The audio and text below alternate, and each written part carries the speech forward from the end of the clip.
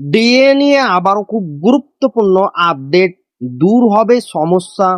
রাজ্য সরকারি কর্মী অবসরপ্রাপ্তদের ডিএর জন্য চালু হলো হেল্প ডেস্ক।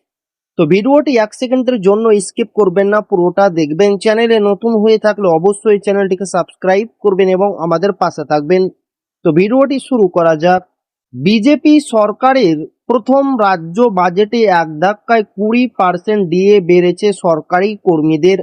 অক্টোবর মাস থেকে বর্ধিত 38% হারে মহার্ঘ ভাতা পেতে চলেছেন রাজ্যের সরকারি কর্মীরা। এদিকে ক্ষমতায় আসার পর সুপ্রিম কোর্টের নির্দেশ মতো রাজ্য সরকারি কর্মী ও পেনশনভোগীদের পঞ্চম পে কমিশনের বকেয়া ডিএর অংশ মেটাতে শুরু করেছে রাজ্য সরকার।